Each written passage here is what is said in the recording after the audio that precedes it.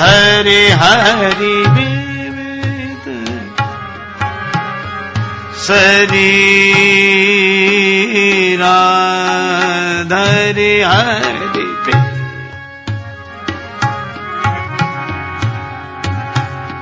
आहरहि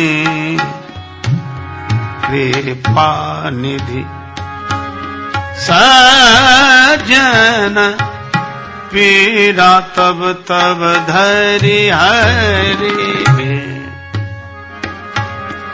विविध शरीरा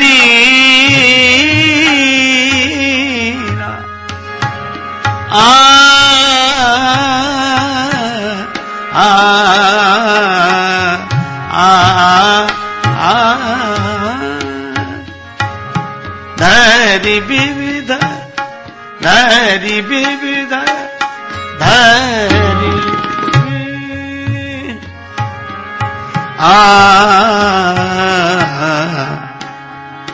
तब तब धरि हरि विविध हरि विविध हरि विविध हरि विविध। तब तब भगवान तरह तरह के शरीर धारण करते हैं। हरि अजय हरि शब्द बड़ा सार्थक है। हरि कौन? हरि व्यापक सर्वत्र समाना। हरि सर्वत्र समान रूप से व्याप्त हैं। इसलिए क्या वे जानते नहीं हैं किन उपद्रवियों के द्वारा, अधम अभिमानियों के द्वारा अत्याचार हो रहा है सज्जनों पर? देखो, भगवान अगर अयोध्या में हो तो यहां होने वाले अत्याचार की सूचना उन तक भिजवानी पड़ेगी। भगवान वृंदावन में हो तो सूचना भिजवानी पड़ेगी। और यही बात तो द्रौपदी जी ने भगवान श्री कृष्ण से कही कि प्रभु, मैं पुकारती रही, आपने आने में बहुत देर की। आए तो, पर देर में आए। भगवान ने कहा, देरी तो द्रौपदी तुम्हारे कारण हुई है। द्रौपदी जी ने कहा, मेरे कारण क्यों? भगवान ने कहा, मैं तो यही था, पर तुमने मुझे बुलाया द्वारिका से। दुख हरो द्वारिका नाथ शरण में तेरी। हे द्वारिका नाथ। तो भगवान ने कहा है कि मुझे यहां से द्वारिका जाना पड़ा, फिर द्वारिका से लौटकर आना पड़ा, तो देरी तो लगेगी। तो अत्याचार करने वाले यह न सोचें कि जिनको हम सता रहे हैं उनके भगवान कहीं हैं। उनके भगवान यही हैं, हरि व्यापक सर्वत्र समाना। लेकिन वो सुनेंगे कैसे? उनके तो शरीर नहीं है, और शरीर नहीं है तो श्रवण नहीं है, श्रवण नहीं है तो सुनेंगे कैसे? कान के बिना कैसे सुनेंगे? तुलसीदास जी बोले, बिनु पग चलई सुनई बिनु काना, कर बिनु कर्म करई विधि नाना। इसलिए हरि। अच्छा, अब आप एक बात है कि जब आप अपने कमरे में रहते तो किसी को दिखते नहीं है, पर रहते तो हैं। पर जब दिखने के लिए निकलते हैं तो कपड़े पहनकर ही निकलते हैं, है ना? कपड़े पहनकर ही निकलते हैं। अच्छा, एक अद्भुत बात है, जैसा मौसम होता है वैसे ही कपड़े पहनकर निकलते हैं। जरूरत के हिसाब से कपड़े पहनकर निकलते हैं। सीधी सी बात है, जब हम कमरे में होते हैं तब हमें कोई देखता नहीं है, और जब हम कमरे से बाहर दिखने के लिए या कुछ करने के लिए निकलते हैं तो कपड़े पहनकर निकलते हैं, और जैसा मौसम होता है वैसे कपड़े पहनकर निकलते हैं। इसी तरह भगवान जब व्यापक होते हैं तब कोई उन्हें देखता नहीं है, और जब उन्हें दिखना होता है तो कोई ना कोई कपड़ा पहनकर निकलते हैं, कोई ना कोई वस्त्र धारण करके आते हैं। और जब जैसी जरूरत है वैसा वस्त्र धारण करके आते हैं, क्योंकि देह ही तो भगवान का वस्त्र है? अच्छा देखो, जब श्री राम श्री कृष्ण रूप की ओढ़नी ओढ़कर भगवान बाहर निकलते हैं, राम रूप कृष्ण रूप की ओढ़नी ओढ़कर जो आए उसका नाम परमात्मा है, और शरीर की ओढ़नी ओढ़कर जो सब जगह उपस्थित है उनका नाम आत्मा है। ये शरीर की ओढ़नी ओढ़े तो भगवान भी वस्त्र धारण करके आते हैं, और विविध जब जैसी आवश्यकता है तब। अब खंभा फाड़ना था तो राम जी बनकर तो नहीं फाड़ा जा सकता खंभा, क्योंकि राम जी तो बड़े कोमल है, सुकोमल। श्री कृष्ण भगवान तो बड़े कोमल है। तब भगवान ने सोचा कि प्रहलाद जी पुकार रहे हैं तो खंभा फाड़ना है, तो खंभा फाड़ने के लिए भगवान ने वैसे ही रूप धारण किया, नरसिंह भगवान का वैसे ही वस्त्र पहनकर आए, खंभे को फाड़ दिया।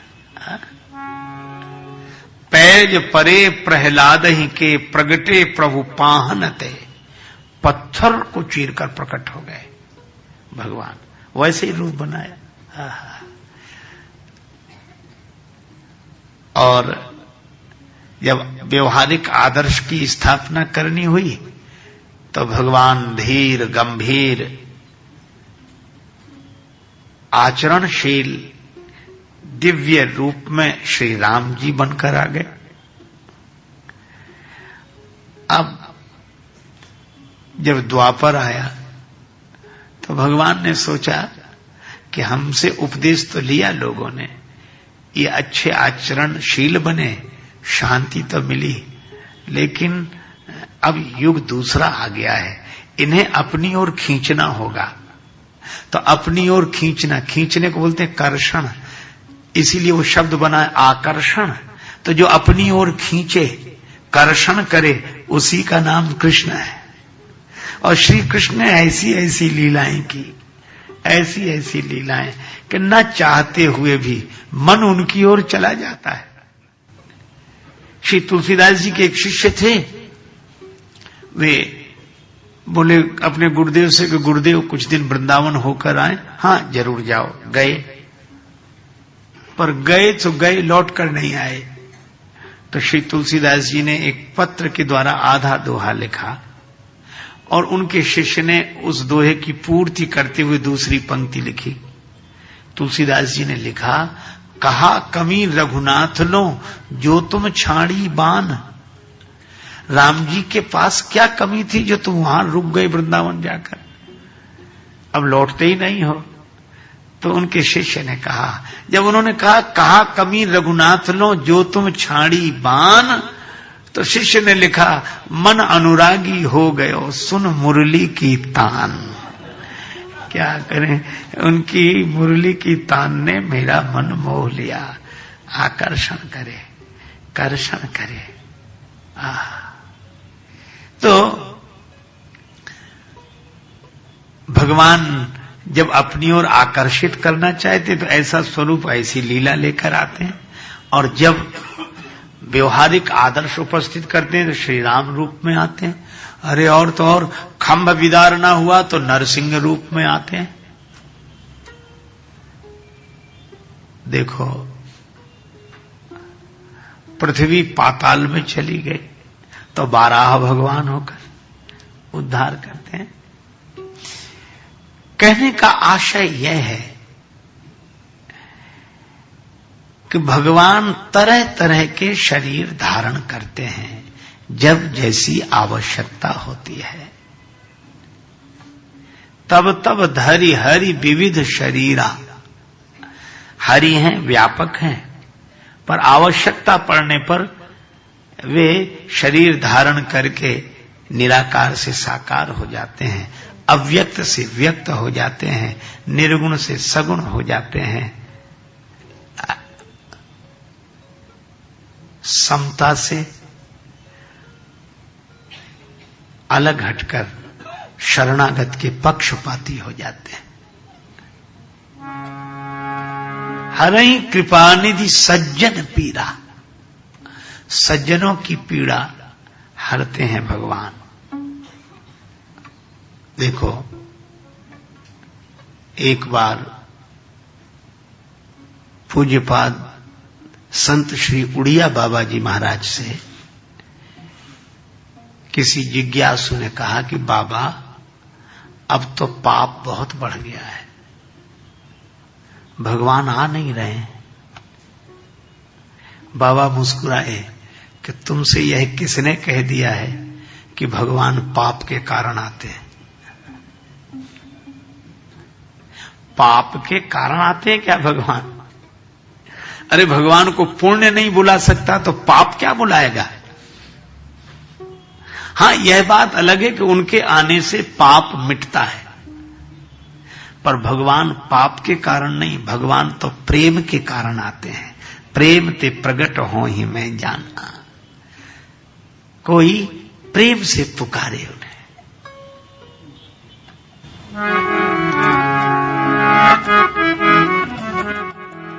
सहज किनारा मिल जाएगा, सहज किनारा मिल जाएगा, परम सहारा मिल जाएगा, परम सहारा मिल जाएगा।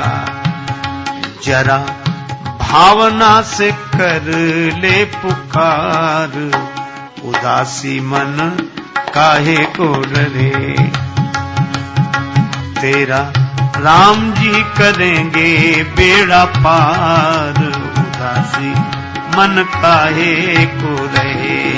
तेरा राम जी करेंगे बेड़ा पार, उदासी मन काहे को रहे।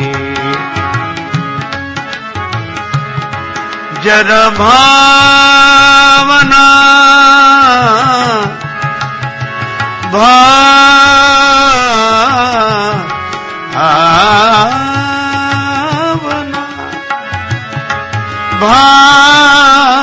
भावना भावना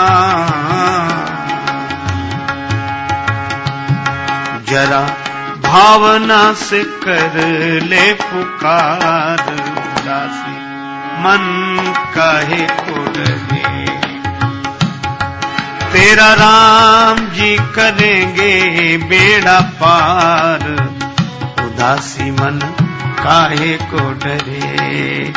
उदासी मन काहे को डरे, उदासी मन काहे को रहे। देखो भाई, प्रेम से।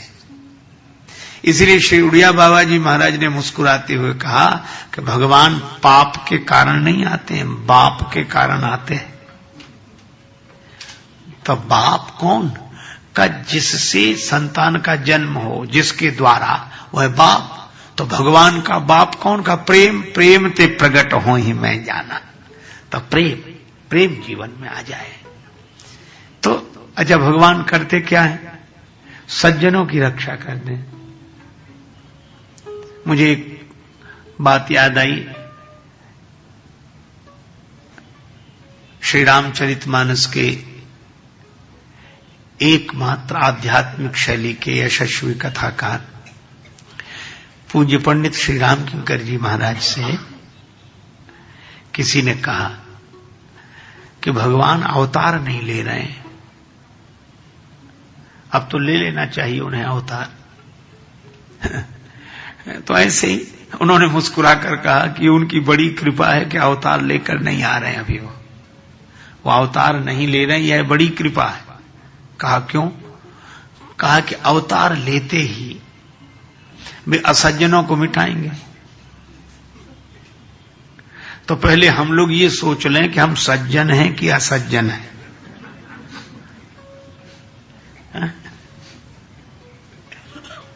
आप विचार करो, भगवान श्री कृष्ण ने अवतार लिया तो जरा जरा सी चूक पर भीष्म पितामह जैसों को क्षमा नहीं किया गया, वीरवर कर्ण को क्षमा नहीं किया गया। तो ये तो भगवान की बड़ी कृपा है कि वो आ नहीं रहे हैं। तो जब उन लोगों को भी भगवान ने सजा दी, दंड दिया, तो फिर हम लोग अपने को इतना महान मानते हैं कि उनसे भी महान है? तो पहले हम सज्जन तो हो जाएं। ऐसे तो हम कहते हैं कि ये सज्जन, वो सज्जन, और ये सज्जन की परिभाषा है। भगवान का जो भजन करे वह सज्जन। सुबह शाम राम राम इतना तो करे। विभीषण जी ने सवेरे सवेरे नाम लिया।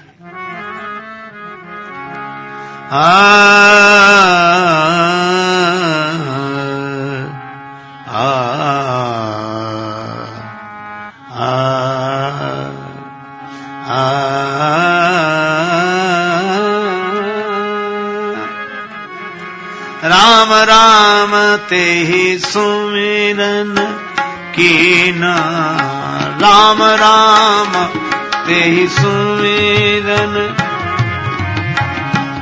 राम राम तेहि सुमिरन,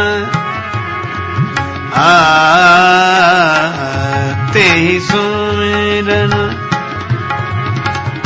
राम राम तेहि सुमिरन कीना, राम तेहि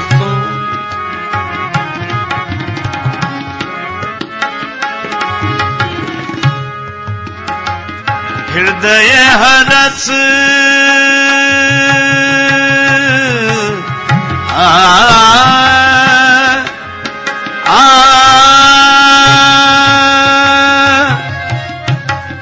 कपि सजन चिन्हा,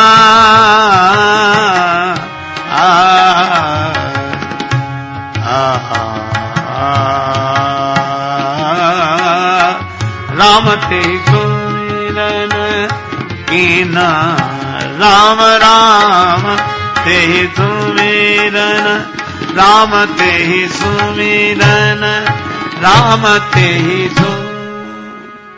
विभीषण जी सवेरे जागते हैं, राम राम राम स्मरण करते हैं। हनुमान जी ने समझ लिया ये सज्जन है। तो जो भगवान का नाम ले, भगवान के नाम के आश्रित रहे, वह सज्जन है। एक जो अपना सर्वस्व भगवान को सौंप दे, जीवन का मैंने सौंप दिया सब भार तुम्हारे हाथों, वह सज्जन है। श्री राम जी ने कहा, सबके ममता ताग बटोरी, मम पद मनहि बांध बर डोरी, अस सज्जन मम उर्वस कैसे, लोभी हृदय बसे धन जैसे। वह सज्जन है, सर्वतो भावेन जो समर्पित हो भगवान के चरणों में। अच्छा भाई, जो भगवान का नाम स्मरण करे वह सज्जन, जो भगवान के प्रति पूरी तरह समर्पित हो वह सज्जन। और तीसरी परिभाषा और है सज्जन की, वह यह है कि दूसरे की उन्नति देखकर जो प्रसन्न हो। कितना कठिन है सज्जन होना, क्योंकि आज का आदमी अपने दुख से उतना दुखी नहीं है जितना कि दूसरे का सुख देखकर दुखी है। दूसरे की प्रगति किसे सहन होती है? देख आन की विपत्ति परम सुख, और सुन संपत्ति बिनु आग जरों। श्री तुलसीदास जी ने विनय पत्रिका में लिखा कि हमारे मन की यह हालत है कि दूसरे की विपत्ति देखकर मैं बहुत खुश होता हूं। और ये सुन भी लूं कि दूसरे के पास संपत्ति आ गई है, वो बड़ा सुखी है, देखा नहीं है, ये सुनकर ही मैं बहुत दुखी हो जाता हूं। सुन संपत्ति मैं जलने लगता हूं और बिना आग के जलता हूं। अच्छा, जिनका जी जलता है बिना आग के जलता है। सुन संपत्ति बिनु आग जरो। तो आपने अनुभव किया होगा, पूर्णिमा के दिन समुद्र में ज्वार आता है, पूर्णिमा तिथि, और उस दिन चंद्रमा अपने पूरे स्वरूप में होता है, पूर्ण रूप में होता है। तो पूर्णता तो मिली है चंद्रमा को और उल्लसित हो रहा है सागर। तो जो दूसरे की उन्नति देखकर प्रसन्न हो उसे सज्जन कहते हैं। सज्जन सकृत सिंधु सम कोई, देख पूर विधु बाढ़ जोई। इसलिए भाई भगवान सज्जनों की रक्षा करते हैं, जो भगवान के प्रति समर्पित होकर भगवान का नाम लें और दूसरों की उन्नति चाहें, दूसरों का भला चाहें, प्रगति चाहें। हरहि कृपा निधि सज्जन पीरा।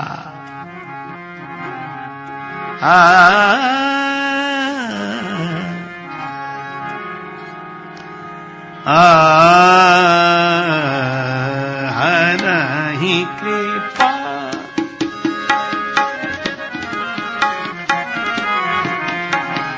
हरहि कृपा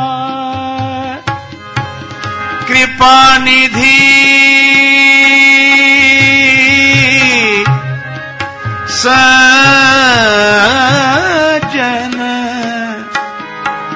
सज्जन पीरा पीरा। हरहि कृपा कृपा निधि ने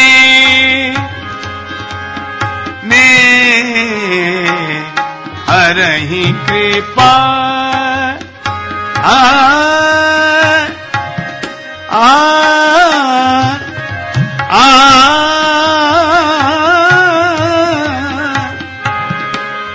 सज्जन पीरा। हरहि कृपा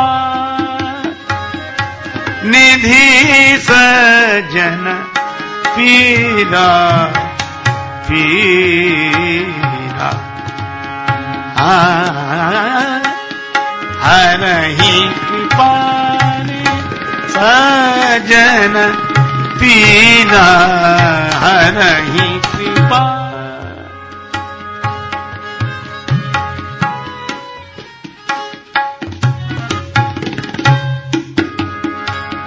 हरहि कृपा हरहि कृपा हरहि कृपा। भगवान सज्जनों की पीड़ा मिटाने के लिए कृपा सिंधु होकर अवतार लेते हैं। अच्छा, फिर करते क्या हैं? असुर मारी, राक्षसों को मिटाते हैं, असुरों को मिटाते हैं। जिनका स्वर भगवान के स्वर से न मिले वे ही असुर। हाँ?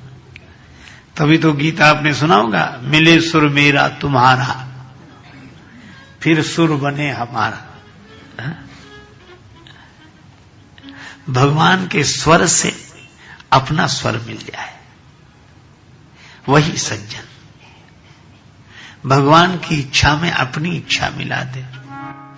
प्रभु चाह में चाह मिलाने को भगवान की भक्ति कहते हैं। प्रभु चाह में चाह भगवान की भक्ति कहते हैं।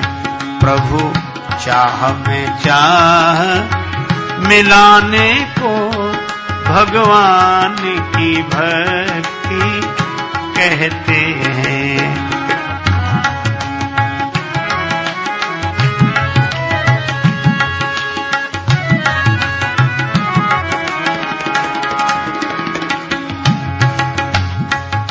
बस जीते जी मर जाने को भगवान की भक्ति कहते हैं। बस जीते जी मर जाने को भगवान की भक्ति कहते हैं।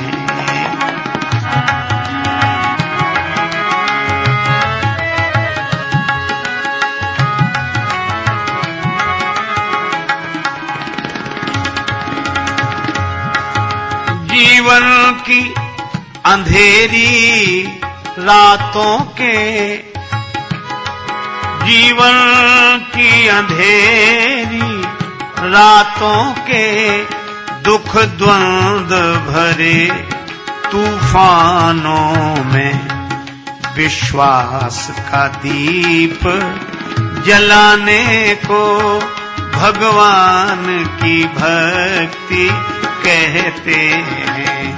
विश्वास का दीप जलाने को भगवान की भक्ति कहते हैं।